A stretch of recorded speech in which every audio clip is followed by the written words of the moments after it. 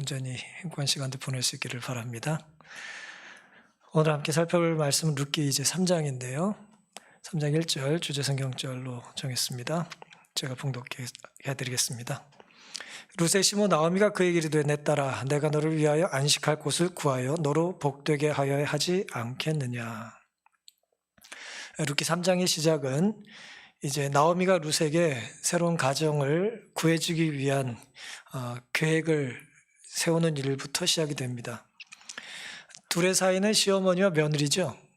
그런데 이제 시어머니가 며느리에게 이제 좋은 짝을 구해주고자 계획을 세운다, 뭐 그런 이야기입니다. 특이한 시어머니죠. 그리고 독특한 며느리예요. 21세기 한국 사람의 정서로는 이해가 잘 되질 않죠. 기어물을자라고 하는 당시의 개념을 이제 우리가 좀 이해할 필요가 있는데 그 부분에 대한 세세한 설명은 제가 다음 시간에 좀 드리도록 하고요. 이 남편이 없고 아들이 없는 그런 어떤 대가 끊긴 집안에 가까운 친족이 이제 그 의무를 행사를 하는 거죠. 남편의 역할을 또 아버지의 역할을 대신해 주는 것인데요. 이게 3000여 년 전에 이제 이스라엘의 문화인데 이스라엘만 꼭 있었던 것은 아니에요. 제가 문헌을 살펴보니까 고대 사회에 이런 문화들이 근동 지역에 여럿 있었습니다. 망해가는 집안을 이제 살릴 수 있는 이제 요즘으로 얘기하면은 사회복지제도를 집안에서 대신 행사하는 거죠. 요즘은 이제 국가가 그 일을 하는데 옛날에는 부한 친족이 그 일을 이제 대신해서 대가 끊기거나 여자들이 굶고 죽는 일이 없도록 그늘을 이제 가정의 울타리를 쳐주는 일이라고 할 수가 있겠습니다. 오늘은 가정 울타리라고 하는 제목으로 함께 은혜를 나누겠습니다. 우리가 함께 읽은 3장 1절에 보시면 시모 나오미가 룻에게 딸이라고 부르잖아요. 계속해서 내 딸아 내가 너를 위하여 안식할 곳을 구하여 너로 복되게 하여야 하지 않겠느냐. 그러면서 네가 함께하던 시녀들을 둔 보아스는 우리의 친족이 아니냐. 그가 오늘 밤에 타작마당에서 보리를 까불리라. 이제 그런 이야기를 합니다. 우리가 이제 이 본문에서 생각해 볼 수 있는 중요한 주제 혹은 교훈은요. 나오미가 중요한 것을 잊지 않았다는 거예요. 우리가 살다 보면은 급한 일을 해치우느라고 중요한 일을 망각할 때가 있지 않습니까? 그렇죠? 일이 급하다 보면 중요한 것을 망각할 때가 참 많잖아요. 삶의 우선순위가 간혹 이제 혼동이 될 때가 있습니다. 내가 왜 사나? 일하려고 사는 건 아니잖아요, 우리가. 그렇죠? 우리가 살기 위해서 수단으로 일을 하는 거잖아요. 먹기 위해 사는 분이 요즘은 뭐 있다고 하는데 그건 보통 사람은 아니고 좀 특이한 사람이고요. 보통은 살기 위해서 우리가 먹는 거죠. 그렇죠? 살기 위한 수단으로 먹는 것입니다. 이게 우리가 그 일을 왜 하는지 혹은 그런 관계를 왜 맺는지 우리가 수고를 왜 하는지 땀을 왜 흘리는지를 간혹 이제 열심히 하다 보면 잊어버리는 거예요. 이제 예를 들어 친선으로 뭐 말 그대로 친목 도모를 위해서 우리가 예를 들어 뭐 놀이를 한다고 보면 결과가 중요한 게 아니라 뭐 하는 거예요? 그 운동이나 그 모임과 관계를 그 즐거운 행사를 통해서 관계가 돈독해지길 원하는 건 아니에요? 근데 간혹 운동을 하거나 뭐 하다 보면 과열에 대해서 어떻게 되죠? 나는 지구는 못 살아. 그러면서 이제 친목을 위해서 모인 모임이 그 행사 이후에 더 관계가 소원해지는 경우들이 있는 거예요. 내가 그 행사를 왜 했는지를 잊어버린 거죠. 내가 그 운동을 왜 했는지, 내가 그 모임에 왜 갔는지 우리가 이제 잊어버리는 것입니다. 삶의 우선순위를 우리가 모르지 않죠. 이제 시험을 본다면 우리가 잘 알 겁니다. 여러분에게 가장 중요한 건 뭡니까? 특히 이제 명절인데요, 지금 우리가. 가장 중요한 게 뭡니까? 라고 우리는 당연히 1번, 2번, 3번 안에 뭐가 들어가겠어요? 당연히 가족이 들어가지 않겠어요? 그렇죠? 부모님, 가족들, 자녀들, 형제들, 친족이 들어가게 돼 있어요. 우리에게서 가장 소중한 우선순위입니다. 그거는 뭐 말의 여지가 없어요. 지금 관계가 조금 서운하다 할지라도 가장 중요한 대상이 바뀌지는 않잖아요. 나오미는 지금 룻에게 가장 중요한 삶의 우선순위가 무엇인지를 알려주고 있고 그걸 채워주는 게 자기의 일이라고 이제 고백을 한 것입니다. 룻과 나오미는 지금 어쨌든 남편 없이 과부로 사는데 가정을 꾸리려면 누가 있어야 됩니까? 배우자가 있어야죠. 그렇죠? 가장, 배우자가 있어야 합니다. 그래서 나오미는 너에게 배우자를 찾아주는 게 내가 해야 될 가장 중요한 일이라고 말을 하고 있는 거예요. 지난 10년 동안 나오미의 가정은 철저히 이제 무너졌습니다. 가장 중요한 것들이 때로 무너지는 것들 우리가 경험할 때가 있습니까? 가장 소중하게 여기는 것들이 가끔 이렇게 파괴되는 것을 우리가 경험할 때 있습니까? 뭐 뼈만 부러져야 우리가 부서지는 게 아니에요. 우리의 관계가 무너져 내리는 걸 가슴 아프게 경험할 때가 있습니다. 지난 10년 나오미에겐 그런 시간들이었습니다. 하지만 가정이 무너져 내렸다고 해도 여전히 나오미에게 중요한 건 뭐예요? 가정입니다. 하나님이 세워주셨던 가정 혹은 하나님이 세워주실 가정을 나오미는 이제 잊지 않고 있었다는 거예요. 이제 나는 가정은 나랑 상관없다. 주님이 계신 행복한 가정은 나와 상관없다 라고 생각하지 않았어요. 지난 10년의 고통과 아픔이 나에게 있었지만 여전히 하나님께서는 며느리를 통해서 새로운 가정을 재건해 줄 수 있다고 하는 믿음을 포기하지 않았다는 거예요. 이 여인이. 룻에게 딸이라고 부르면서 너를 위해 안식할 곳을 구하여 너로 복되게 하겠다. 그게 내 일이라고 말하는 거예요. 룻이 안식할 곳은 뭘까요? 가족이죠. 다시 말씀드리면 배우자예요.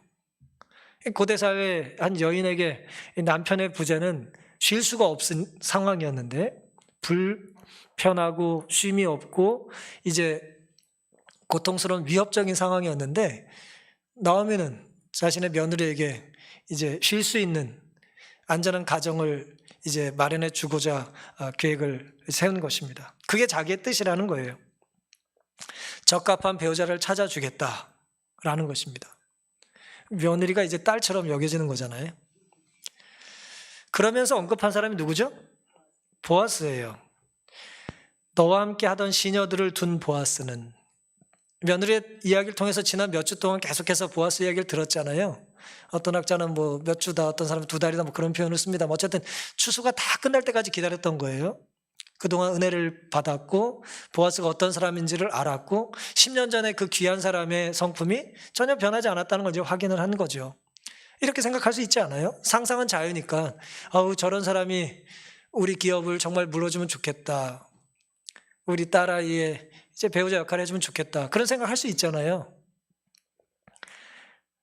나오미는 생각만 하지 않고 그 생각을 며느리에게 전해준 것입니다. 일생의 배우자를 선택할 때는 부모와 그들의 자녀들의 육체적, 정신적, 영적 복리를 얻기에 가장 좋은 조건에서, 그리고 부모와 자녀들이 다 같이 그들의 동료 인간에게 축복이 되고 하나님께 영광이 될 수 있는 상태에서 이루어져야 한다. 그래서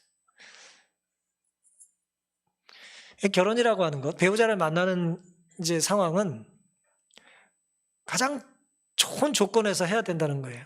건강도 좋고 영적인 상태도 건전하고 건강하고, 또 그런 상태에서 균형 잡힌 선택을 해야 어떻다는 거예요? 부모님과 자녀들 다 같이 동료 사람들에게 축복이 될 수 있는 만남이 돼야 된다는 거예요.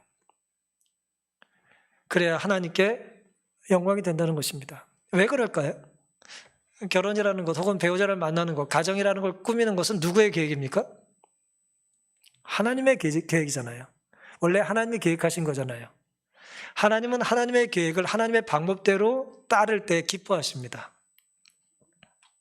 가장 예쁘고 가장 건강하고 가장 건전한 그런 상태에서 가장 균형 잡힌 판단을 할 수 있는 상황에서 하나님은 배우자를 만나기를 원하시는 거죠. 사랑하는 성도 여러분, 나오미는 룻에게 비록 그 가정들이 무너져 내리고 남편들은 없고 지금 거의 뭐 진짜 경제적으로 핍절한 가운데 있지만 여전히 가장 소중한 건 바뀌지 않았다는 것을 이제 며느리에게 상기시켜주고 있는 거예요. 네 인생이 망한 게 아니다. 우리 가정은 이게 끝이 아니다라고 하는 것을 이제 상기시켜 주는 거예요. 전혀 자신들의 처지와 상관없는 것 같은 가정, 행복, 배우자, 남의 이야기가 아니고 우리의 이야기가 될 수 있다는 얘기를 해주고 있는 것입니다. 사실 이 이야기를 며느리가 먼저 꺼낼 수는 없잖아요.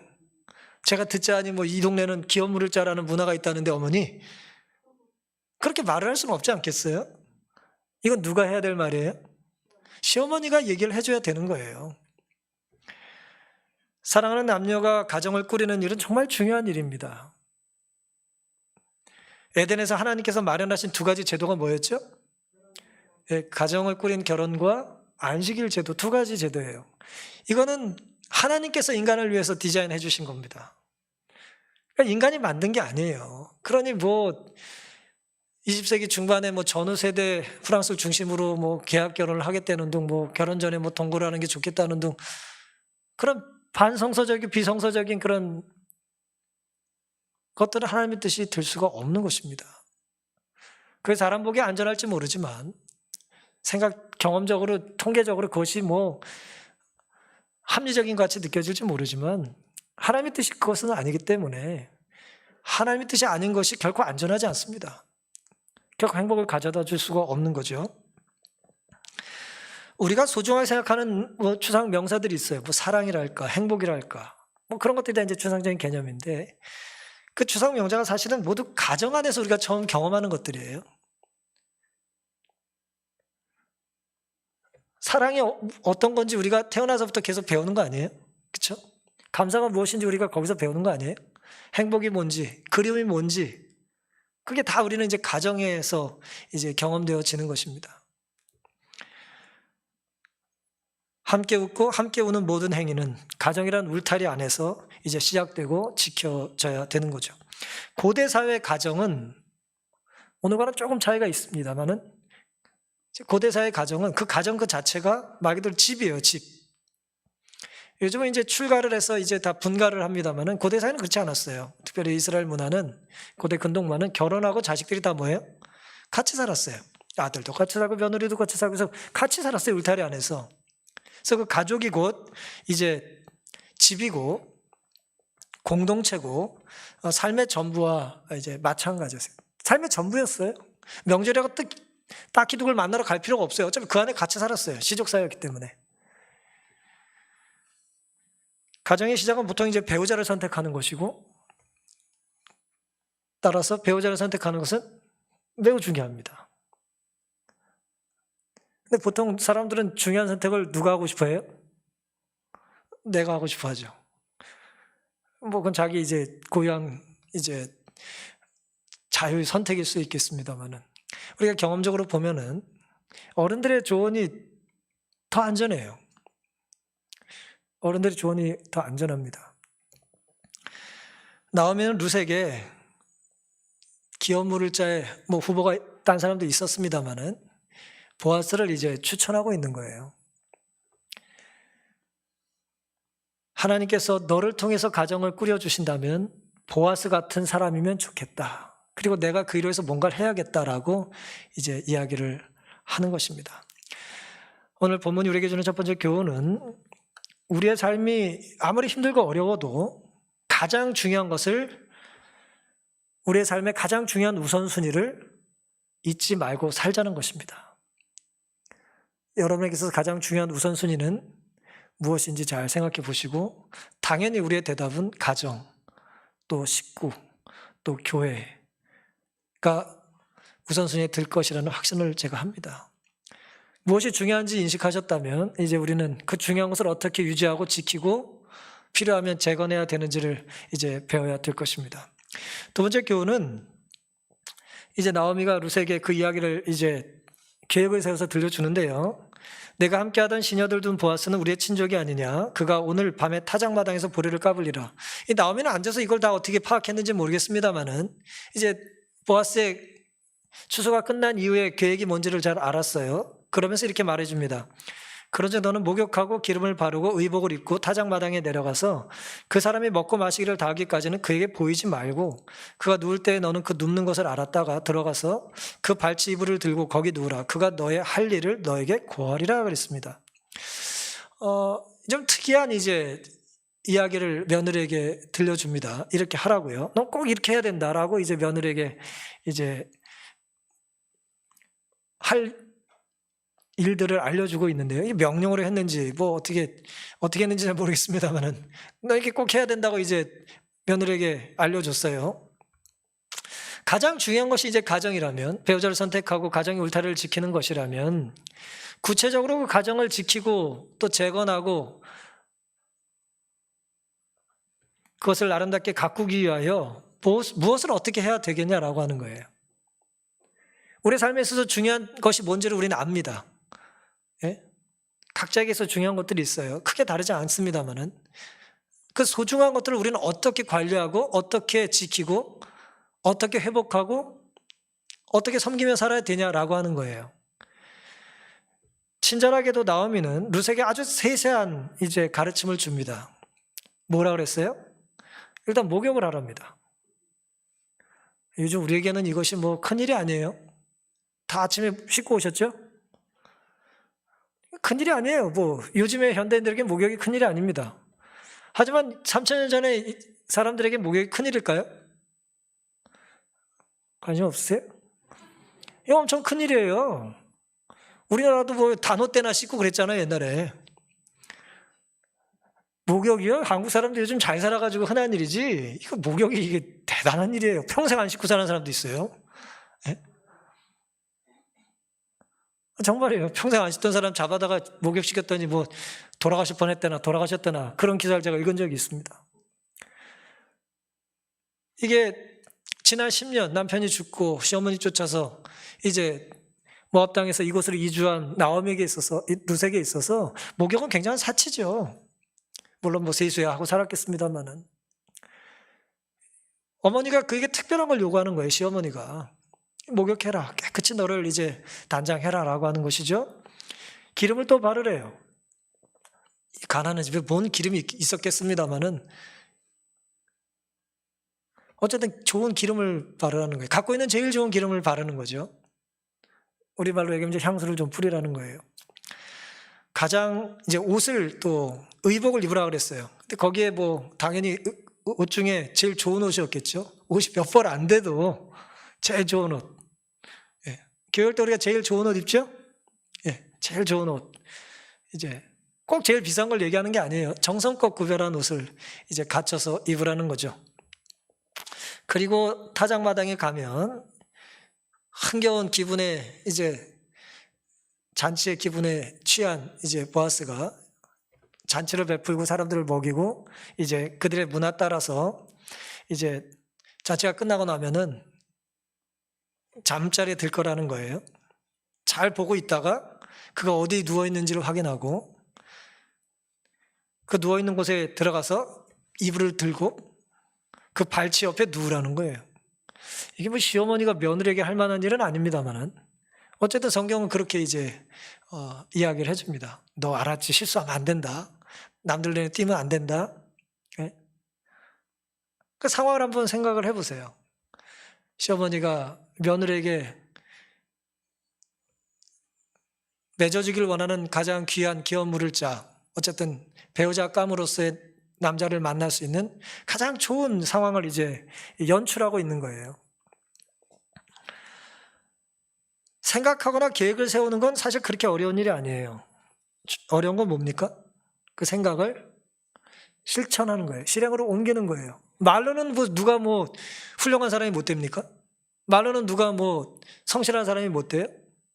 말로는 우리가 뭐 얼마나 부지런하게 신실하게 사는 게 뭐가 어렵습니까? 문제는 그걸 삶에서 실천으로 옮기는 거잖아요. 나오미는 이불 속의 몽상가가 아니었어요. 꿈만 꾸는 이제 몽상가가 아니었고요. 나오미는 치열한 삶에서 타협할 줄 모르는 행동가였습니다. 활동가였어요. 며느리에게 바르게 가르쳤고 선한 가마를 끼쳤고 며느리의 존경을 얻어냈습니다. 그러니까 이제 시어머니가 뭐라고 얘기하든 나오미가 뭐라고 얘기하든 룻이 뭐하고 있어요? 따르고 있는 것입니다. 성경은 그가 말한 그대로 다 따라했다 그랬어요. 5절에 보시면 룻이 시므에게 이르되 어머니의 말씀대로 내가 다 행하리이다 말을 했어요. 어머니가 하는 대로 제가 다 하겠습니다. 여기까지도 어려운 게 아니에요. 하겠다고 말하는 사람은 많아요. 어려운 건 6절입니다. 그가 타작 마당으로 내려가 시모의 명대로 다 하니라. 말을 하고 하는 게 어려운 거예요. 약속하고 그대로 실천하는 게 어려운 것이죠. 7절 보아스가 먹고 마시고 마음이 즐거워서 가서 노젓가리 곁에 눕는지라. 룻이 가만히 가서 그 발치 이불을 들고 거기 누웠더라. 8절 밤중에 그 사람이 놀라 몸을 돌이켜 본즉 한 여인이 자기 발치에 누웠는지라 그랬어요. 이게 지금 꿈인지 생신지 좀 헷갈렸을지 모르겠어요. 자다 말고 일어나 보니 웬 여인이 있는데 지금 뭐 어두우니까 잘 몰랐겠죠. 가로되 내가 누구뇨? 아무도 자기 이불 속에 있으면 안 되는데 모르는 사람이 있어요. 대답하되 나는 당신의 시녀 루시오니 당신의 옷자락으로 시녀를 덮으소서. 당신은 우리 기업을 물을 자가 됨이니이다.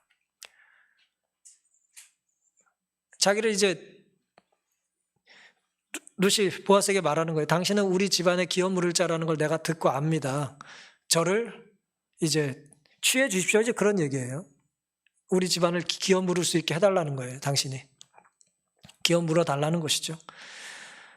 뭐 자다 말고 이게 꿈인지 생신지 굉장히 혼동스러웠을지 모르겠어요.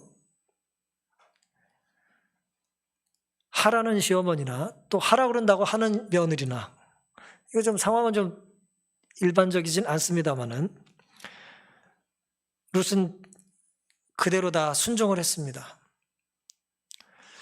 여기 지금 보면요, 룻은 집 고향으로 돌아가라는 말 빼고는 다 순종했어요. 그렇죠? 너 친정으로 가라라는 말 빼고는 다 열심히 순종을 합니다. 최선을 다해서 이제 이삭을 주었어요. 근데 이삭 주는 일에만 최선을 다한 게 아니에요. 어머니의 말을 따르는 일에 최선을 다했습니다. 목욕도 열심히 했겠죠? 네? 대충 하지 않고 5분만 씻고 다 했어 그러지 않았어요? 기름도 좋은 기름을 뿌리고 옷도 예쁘게 단장을 했을 겁니다. 최선을 다했어요. 가장 중요한 것이 우리에게 있어서 이제 가정이라고 하는 혹은 교회라고 하는 신앙 공동체, 혈연 공동체라고 생각한다면 그것이 중요하다라고 하는 인식을 우리는 다 공유하고 삽니다만은 그 중요한 가치를 우리가 유지하기 위하여 최선을 다하는지는 우리에게 좀 돌아볼 필요가 있습니다. 우리에게 질문할 필요가 있어요. 배우자가 중요하지, 자녀가 중요하지, 부모가 중요하지, 형제 정말 중요하고 자매 중요하지, 친구 중요하고 성도 중요하지. 우리가 다 그 답을 알아요. 하지만 그 소중한 대상들을 우리가 섬기기 위하여 어떻게 최선을 다하고 있는지는 다른 문제라는 거예요. 그런 면에서 보아스와 룻, 나오미는 다 각자의 역할에서 최선을 다합니다. 정로의 계단에 좋은 결과를 내기 위하여 그대로서 할 최선을 다하라. 예수께서는 우리를 도우시겠다고 허락하셨으나 이것은 우리의 노력이 없어도 될 것이 아니다 그랬어요. 예수께서 우리를 도와주십니다. 믿으십니까? 우리를 구원해 주실 거 우리는 믿습니다. 그런데 우리의 구원에 있어서 주님은 우리가 뭐 하길 원하신다고요? 최선을 다하여 우리의 일을 하기를 원하신다는 거예요. 오늘 공교롭게도 가정공부 주제와 겹치죠? 우리가 최선을 다하는 것을 하나님께서는 기뻐하세요. 우리가 할 수 있는 것을 우리가 할 때 하나님은 우리가 할 수 없는 일을 행하신다는 말이 있어요. 우리가 할 수 있는 일 우리가 하지 않으면서 우리가 할 수 없는 일을 하나님이 해주시길 원하시는 건 이건 잘못된 것 아니겠어요?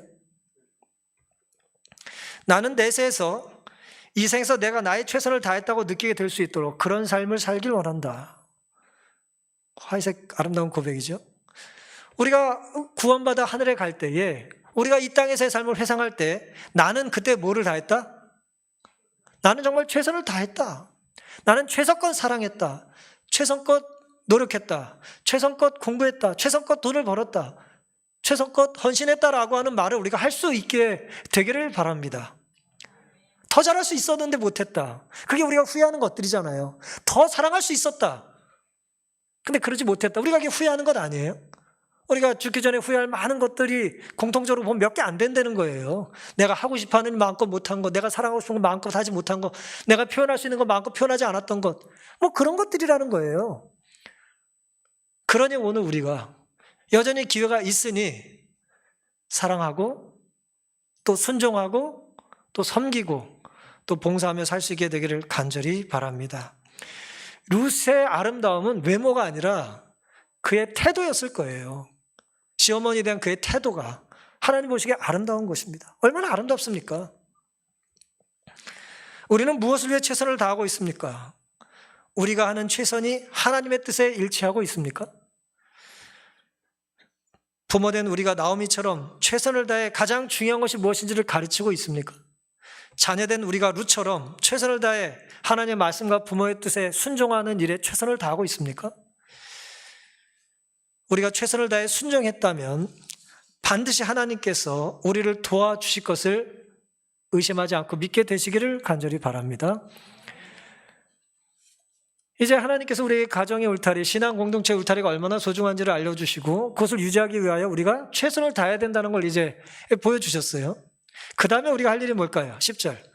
가로되 내 딸아 여호와께서 너에게 복 주시기를 원하노라. 내가 빈부를 물러나고. 이건 보아스가 자다 말고 일어나서 룻에게 해준 말이에요.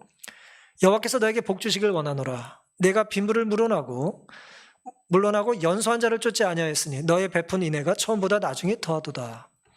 내 딸아 두려워 말라. 내가 너의 말대로 너에게 다 행하리라. 네가 현숙한 여자인 줄 나의 성읍 백성들이 다 아느니라 그랬습니다. 룻이 최선을 다했어요. 할 수 있는 최선을 다했어요. 시어머니 말대로 최선을 다했어요. 시키는 대로 다 했습니다. 그리고 난 다음의 일은 이제 룻의 일이 아니에요. 우리가 최선을 다했다면 그 최선의 결과는 누가 책임지실까요? 하나님이 책임져 주시는 거예요. 보아스는 그것을 알았고 하나님이 채워주실 것에 의해서 자기가 할 일이 뭔지를 보아스가 알았어요. 우리가 우리 역할에 대하여 최선을 다한다면 그 나머지에 대하여는 그 다음 발걸음을 하나님께서 책임져 주실 것을 믿게 되시기를 바랍니다. 보아스는 룻의 대답을 듣고 룻을 칭찬했어요. 연소한 사람, 젊은 사람 쫓아가지 않고 나이 많은 나 같은 사람에게 이제 네가 기업 물어달라고 오다니 참 기특하다. 너희 시어머니에게 베풀었던 이 인애, 네 시어머니 어떻게 네가 섬겼는지 내가 다 들었는데 점점 그 모습이 더 아름다워지는구나. 좋은 출발인데 나쁘게 끝난 게 아니라 아름다운 작은 출발이 점점 커져도 아름답게 변한다는 걸 보아스가 칭찬을 한 것이죠. 그리고 또 놀랍게도 11절에 두려워하지 말라 그랬어요.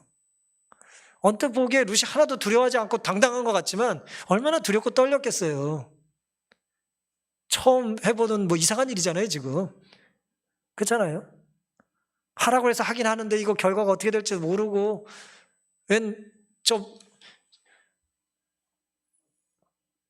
아주 그냥 이 동네의 가장 유력한 분이고 점잖은 분이 나의 이런 이상한 행동에 대해 뭐라고 평가할지도 모르겠고 자칫 어떤 취급받기가 쉬워요? 딱 행동하는 게 장녀 취급받기 쉬운 거예요. 물란한 여자 취급받기가 쉬운 상황이에요 지금 이게. 그렇잖아요. 그런 여자의 두려운 마음을 보아스가 헤아린 거예요. 뭐 하지 말라고요? 두려워하지 말아라. 네가 떨고 두려워하고 있다는 걸 내가 아니까 두려워하지 말라는 거예요. 친절한 사랑스러운 말은 뭐냐면 그 사람이 듣기 원하는 필요한 말을 해주는 것입니다. 필요한 것을 해주는 거예요. 그렇죠? 저는 잘 못합니다만은 내가 그 말 듣고 싶어서 물어본 줄 알아? 뭐 이렇게 뭐 그렇게 제가 삽니다만은 하여튼간 보아스는 그러질 않았어요. 여자에게 꼭 필요한 말을 해준 거예요.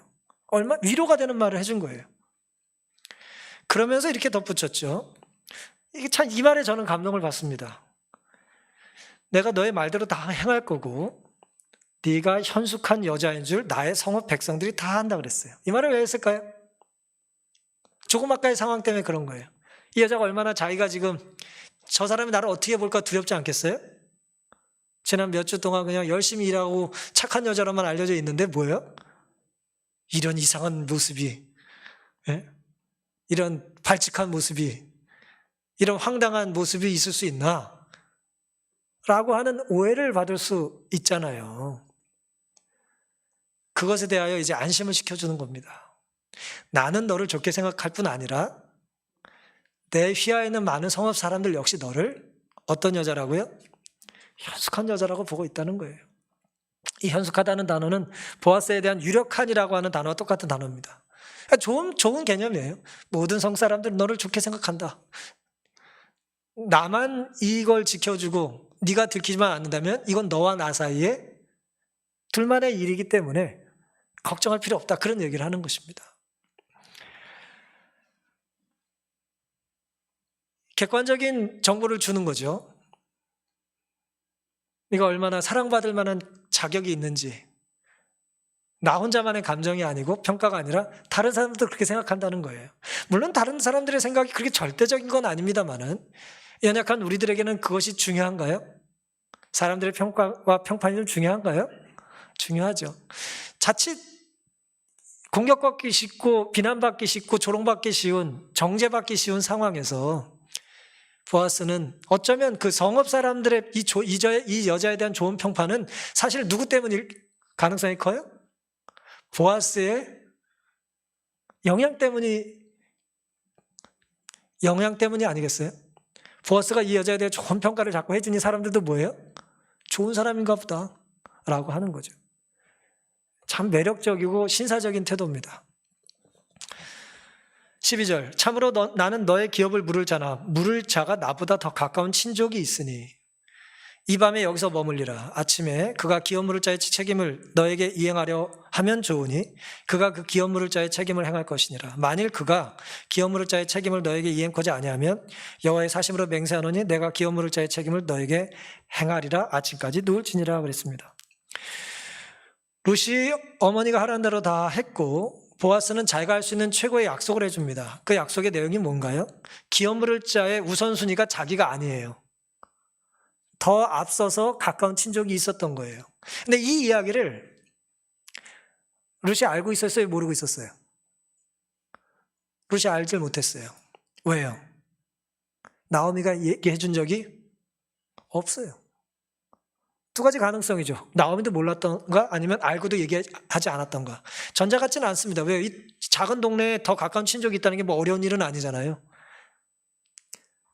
후자일 가능성이 많죠. 알지만 얘기해 주지 않은 거예요. 왜 안 했을까요? 나오미는 룻의 기업 물을 자로서 가까운 친족이 아닌 누가 되길 원했어요? 두 번째 가까운 친족인 보아스가 되길 원한 거예요. 법적인 어떤 의무가 있다고 해서 그 사람이 최선에 적합한 사람인 건 아니에요. 왜요? 기업 물을 자로서의 1순위가 됐다고 해서 그 일을 즐겨 감사한 마음으로 하는 것이 아니기 때문이죠.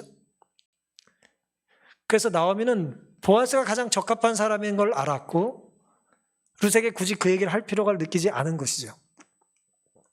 하지만 보아스는 그 얘기를 하고 그 사람이 그것을 받아들인다면 자기는 권리가 없으니까 이제 그 이야기를 이제 사실대로 들려준 것입니다. 내일 아침까지 기다려라. 그에게 가서 내가 묻고 그가 기업을 물겠다고 하면 그 권리를 그 사람이 갖는 것이고 의무와 권리를 갖는 것이고 그 사람이 그것을 취하지 않는다면 내가 반드시 취하겠다. 하나님의 살아계심으로 내가 약속하겠다고 얘기하는 거예요. 최선을 다하고 어떤 일을 했을 때에 그 일이 당장 이루어지지 않을 수 있어요. 약간 지연되고 있잖아요. 그렇죠? 나보다 더 가까운 기업 물을 자가 있는데 신경 쓰지 마. 내가 알아서 할 거야. 라고 말하지 않았어요. 다시 기다리라고 말합니다. 어떻게 보면은 완전히 지금 일사천리로 해결이 된 건 아니에요. 잠깐 걸림돌이 생긴 것 같습니다. 하지만 그 걸림돌을 하나님의 방법대로 안전하게 처리하는 그것이 오히려 하나님의 계획일 수 있습니다. 더 가까운 기업 물을 자가 있다는 것, 그것이 보아스가 부족하다는 것이 아니라 그럼에도 불구하고 보아스가 가장 적합한 사람이라는 것을 성경은 우리에게 들려주는 것입니다. 그러니 오늘 우리가 어떤 문제를 직면하고 해결하는 데 있어서 모든 것이 우리의 계획대로 하나하나 해결되는 그것이 반드시 최선은 아닐 수 있습니다. 더디가는 것 같고 돌아가는 것 같지만 결국 하나님께서는 그 거룩한 일을 빈틈없이 이루어 주시지 않겠습니까? 나오미의 판단은 이제 결국 보아스였고 보아스의 판단 역시 하나님의 이제 뜻에 일치했던 것 같습니다. 가장 좋은 사람, 가장 적합한 사람을 우리는 고를 때 뭘 중요하게 생각하냐면 이제 가치관이 무엇인지라는 것을 이제 중요하게 여겨요. 가치관이 어떤가? 그 사람을 중요하게 생각하는 이유가 뭔가는 내 가치관에 따라 그 사람이 중요한 사람일 수도 있고 중요하지 않은 사람일 수도 있어요. 내가 돈을 중요하게 여긴다면 부자들을 찾으면 되는 거죠. 하지만 돈보다 더 중요한 게 있다고 생각한다면 돈은 첫 번째 우선순위가 될 수는 없는 것입니다.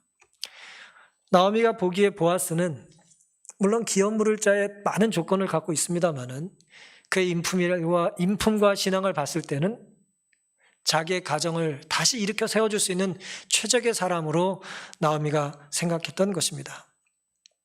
그리고 그의 예상대로 보아스는 이제 기다리라고 이제 말을 하며 신사의 태도를 보여준 것입니다. 그대들의 최선을 다하라. 그리고 하나님의 허락을 틀림없이 성취되는 것이므로 참을성 있게 그리고 소망을 가지고 기뻐하는 마음으로 기다리라. 우리에게 최선을 다하라고 선지한 말이에요. 그리고 기다릴 때 참을성 있게 기다리라고 그래요. 최선을 다한 결과가 즉각 나오지 않는다 할지라도 여전히 기다리라는 거예요. 최선을 다했다면 남은 건 할 게 뭐예요? 기다리는 것입니다. 기다리다 지치지 말고 포기하지 말고 기다리는 일에도 최선을 다하는 거죠. 룻과 보아스의 만남, 그들이 함께 보낸 특별한 밤샘의 이야기는 이제 이렇게 마무리가 됩니다. 가장 중요한 가정을 재건하기 위한 나오미의 계획에 시어머니의 그런 요구에 따라 빠짐없이 순종했던 룻의 성품에 룻이 부끄럽지 않도록 보아스가 보여준 신사적인 태도는 참 아름답습니다. 더더욱 자신의 의무를 앞세워 내가 할 일이라는 자신의 의무를 최우선으로 삼지 않고 타인에게 그런 권리가 나보다 우선적으로 있다는 것을 보아스가 인정해주는 모습은 그리스도인들이 어떤 태도를 취해야 하는지를 우리에게 여실히 보여주고 있는 것입니다. 종종 우리는 의무를 앞세워서 타인의 권리를 좀 경시하거나 무시하고 싶은 유혹에 빠질 때가 있지 않습니까? 내가 하고 싶다는 것 때문에 남이 할 수 있고 남이 해야 될 차례를 우리가 뭐 할 때 있어요? 빼앗을 때가 있어요. 거룩한 일이라 할지라도 그것은 지혜로운 일이 아닙니다. 질문해야죠. 친절하게. 당신이 할 차례인데 하시겠습니까? 그분이 뭐 못한다 그러면 그럼 제가 해도 되겠습니까? 아름다운 거죠. 이 봉사에 있어서도 이런 태도가 필요할 줄로 생각합니다.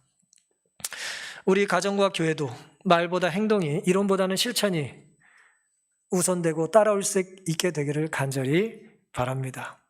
야고보서 2장 15절에는 만일 형제나 자매가 헐벗고 일용할 양식이 없는데 너희 중에 누구든지 그에게 이르되 평안히 가라 더 없게 하라 배부르게 하라 하며 그 몸에 쓸 것을 주지 않으면 무슨 이익이 있으리요 그랬습니다. 배고픈 사람에게 아유 배부르면 좋겠다, 추운 사람에게 옷 좀 입으면 좋겠다라고 말만 하면 무슨 덕이 있겠냐는 거예요. 17절 이와 같이 행함 없는 믿음은 그 자체가 죽은 것이라 그랬어요. 직접 내 밥을 주고 내 옷을 걸쳐주고 따뜻한 방으로 안내하지 않으면 그것은 행함이 없는 믿음이기 때문에 하나님께서 기뻐하시는 것이 아니라는 거죠. 아브라함, 조슈아, 헤셀이라고 하는 랍비 이야기를 제가 종종 해드린 것 같은데요. 20세기 가장 위대한 이제 사상가, 유대 사상가 이고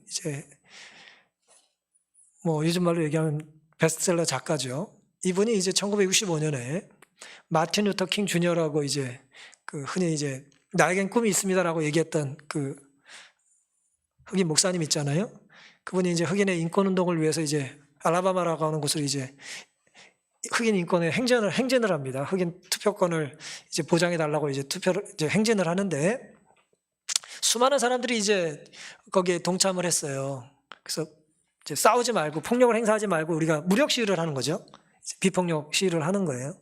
그 행진의 대열에 이 아브라함, 조슈아, 헤셀, 랍비가 같이 동행했어요. 그러니까 단순히 흑인들만 동참한 게 아닌 거예요. 기독교 사상가들, 종교 지도자들 다 사람들이 그 거룩한 행진에 사진 많이 보신 적 있을 거예요. 같이 동참해서 걷습니다. 그때 했던 조슈아 헤셀의 유명한 말이 이겁니다. 마틴 루터 킹 주니어 목사와 함께 알라바마주 셀마에서 이렇게 행진을 하는데 몽고메리라고 하는 곳까지 행진을 하면서 이렇게 그가 말합니다. 내 다리가 기도가 되는 것 같았다 그랬어요. 영어로 좀 읽어드릴게요. It felt as if my legs were praying 그랬어요. 그게 무슨 말씀이냐면 내 두 다리가 지금 기도하고 있었던 거야 라고 말한 거예요. 어떤 사람은 기도를 하면서 기도만 하면서 이 운동에 동참하지 않은 사람들도 있겠죠. 하지만 이 사람은 뭐예요?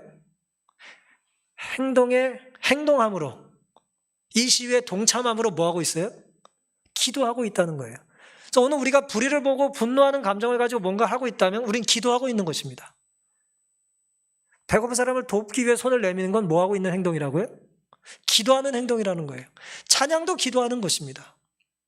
예배도 기도하는 것이고 희생도 봉사도 섬김도 다 기도하는 거예요. 행동하는 기도죠. 참 아름다운 신앙 고백이죠. 사랑하는 성도 여러분, 믿음과 순종, 행동과 기도는 다른 것이 아니에요. 같은 것입니다. 우리는 믿기 때문에 순종하고 기도하는 마음으로 순종을 다해 행동해야 합니다. 그렇죠? 누군가 열심히 앞서서 일하는 사람들이 있어요. 그들은 앞에서 기도하고 있는 거예요. 뒤에서 우린 뭐 해야 합니까? 후원함으로 기도해야 합니다. 관심을 갖고 기울여야죠. 애정을 갖고. 살아남은 이들의 화에서는 이렇게 기록을 하셨어요. 노아의 모습을 기록하면서 노아가 최선을 다해 방주의 각 부분을 아무리 정확하게 만들었다 할지라도 하나님께서 맹렬히 진노하시는 중에 세상에 보내시는 폭풍을 견디기에는 불가능했다 그랬어요. 여기서 중요한 말씀은 불가능하다가 아니에요. 제가 오늘 말씀드릴 포인트는 노아는 최선을 다해 뭐 했다는 거예요? 방주를 만들었다는 거예요. 노아의 최선이 불가능을 가능케 한 건 아니지만 하나님은 노아의 최선에 축복해 주셔서 불가능을 가능하게 해주셨다는 거예요. 그러면서 이렇게 말씀하셨습니다. 건조 작업을 완벽하게 하기 위해 사람이 할 수 있는 모든 것이 행해졌다. 모든 것이 행해졌어요. 모든 것을 행해도 그것으로 이 폭풍에서 살아남을 수는 없지만 최선을 다해서 행해졌어요. 그러나 결국 그 큰 홍수의 무서운 파도로부터 방주를 보호할 수 있는 것은 오로지 하나님의 기적적인 능력이었다. 하나님의 능력이 함께 하세요. 누구와 함께 하십니까? 최선을 다해 기도하고 최선을 다하여 봉사하고 최선을 다하여 순종하는 사람들에게 함께 하세요. 그래야 그 기적에 대하여 감사할 수 있는 거예요. 왜요? 최선을 다하면 우리는 한계를 느끼거든요. 한계 상황에 직면하지 않으면 우리의 가능성이 어디까지인지 모르고 이것은 내 힘으로 되는 게 아니라는 걸 그제서야 깨닫게 되는 것입니다. 우리가 지금 해야 될 일이 있다면 맹렬히 기도하고 최선을 다하여 노력하는 거예요. 귀하신 구주께서는 우리에게 도움이 필요한 바로 그때 도와주실 것이다. 가장 도움이 필요할 때가 언제입니까? 우리의 믿음이 거의 사라질 것 같은 그런 위기의 순간, 최선을 다했지만 우리 노력으로 안 된다는 걸 깨닫는 그 순간 하나님께서 우리에게 축복해 주시리라 믿습니다. 하나님께서 우리가 최선을 다할 때 기뻐하시고 가장 필요한 그 순간 하나님은 이적과 기적을 베풀어 주실 것입니다. 명절을 맞은 행복한 안식일, 우리의 소중한 배우자와 가족과 교회와 이웃과 성도를 위하여 최선을 다하며 살기로, 행동으로 옮기며 살기로 결심해 보시지 않겠습니까? 우리의 최선이 하나님께서 구원과 승리라는 보답으로 함께해 주실 것을 믿고 오늘 말씀을 마치겠습니다.